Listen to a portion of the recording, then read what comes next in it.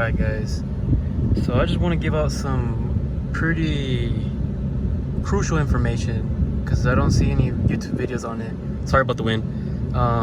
It's happened to me and I have been trying to find videos on it, and I think I found forums on it but no video. So that's why I'm making this video, that way you guys can anyone having this problem, and help you guys fix it. So the coolant right here, I was having some problems where when I was driving, I would overheat while driving, which is not supposed to. This happened recently after changing a water pump. So the water pump is fixed, and I put in a brand new thermostat, but it was a 180 degree thermostat. So I don't know, maybe that had to be the difference, or maybe I tried all the the burping and not everything, and it would just not fix. So today I just changed out the thermostat, because supposedly I read some forums that I got the first one I got it at AutoZone, and supposedly the very last thermostats were having a problem. So I decided to go to O'Reilly's and they had the 160 Fahrenheit thermostat, and it was like 20 bucks, so it's not even expensive. And I changed it out, put some brand new coolant. So the burping process to get all the air out is right now, I'll show you a video. I'll show you outside the truck right now. This is an f150 5.0. Just want to clear that out. The process is you want to get it as nose high as you can. Show you. You want to get as nose high as you can. So I'm in a parking lot, the apartments parking lot, and I have it on top, the front, on the top. So what you want to do is, after changing out the thermostat,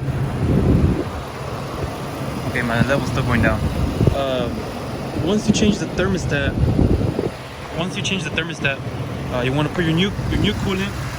You want to put it, up to the max level, and you turn on, after changing the thermostat, you turn on the vehicle. You leave it with the cap off.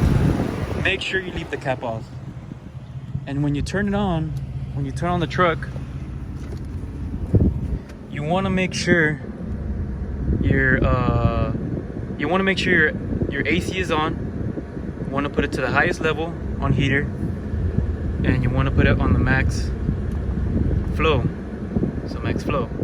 And you want to leave it like that throughout this whole process. It takes a while for the process, but I think I'm finally starting to get it. So what you're gonna want to do while the heater's on, you want to weight these down, that way it's not throwing in your face. And it's pretty summertime, it's kind of hot. So you want to leave the AC on highest temp, the highest blow. Then what you're gonna want to do, you're gonna have to do this several times, because I had to do it several times, and I'll explain why you have to do it several times. So you're gonna want to rev it up, and I usually put a timer on my phone. You're gonna rev it up about 3,500. Hold it there for about 1 minute. You're gonna start feeling the heater start blowing really, really hot air. That's how hot you want it to be once you let go of the RPMs. So you're gonna want to hold it there for about a minute. Just hold it there. What this is doing is it's letting the coolant flow throughout the whole engine, everything. And then the toughest part to purge air out of these 5.0s is the heater core. I don't know exactly where the heater core is, but that's what I read in the forums. Is even Ford recommends this is the process to purge the air out of your coolant system after changing a thermostat, a water pump, or something. I didn't know, but now I know. So you hold your RPMs for about 1 minute. Try not to let it bounce around, just hold it there. You're gonna feel very, very hot air. This hot air is what you want to feel once you let go. So I've been holding there, okay, for about a minute. Let go of the RPMs. So the first time I did this is already like the 6th time I do this, the holding the RPMs. So the first time I did it, I felt the hot air, and then you want to after you let go of the RPMs, you want to let the truck idle for about 2 minutes, 1:30 or 2 minutes, and you're gonna feel, you guys that just changed the thermostat, you're gonna feel the heater start going down. start cooling. It's gonna feel like cold air. So what happens is, you know, when you're stepping on the gas, the coolant is flowing, and it's pushing out all the air out of the outside of the heater core. So it's let me get my flashlight. So it's taking all the air out of the. It's pushing the air. The coolant is pushing the air out, and that's what you want to do. So you're doing this process. You're gonna have to do it about maybe 5, 6, 7 times. And right here, I don't know if you see, I had my coolant level all the way to the max, and right there it's already dropped. It dropped because it's replacing the air.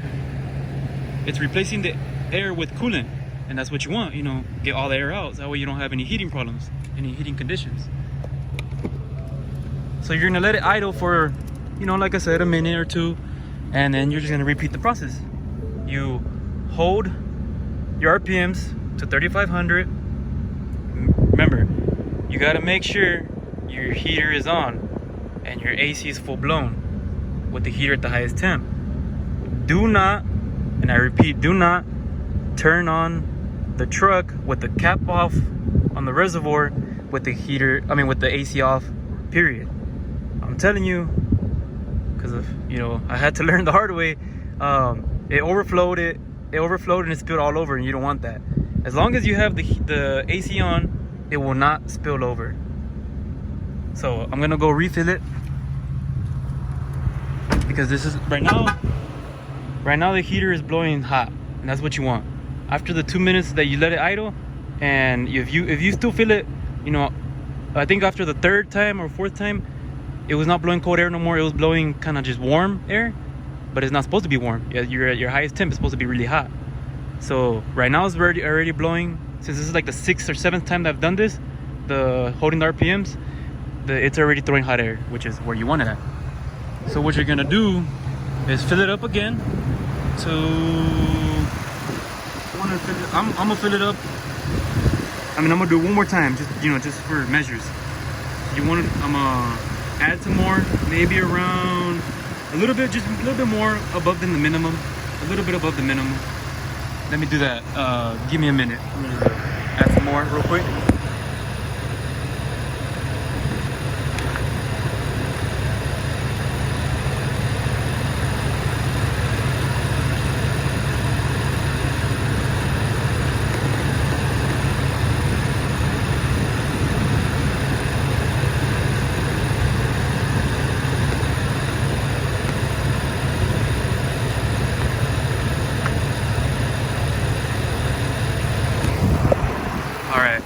So I added some more.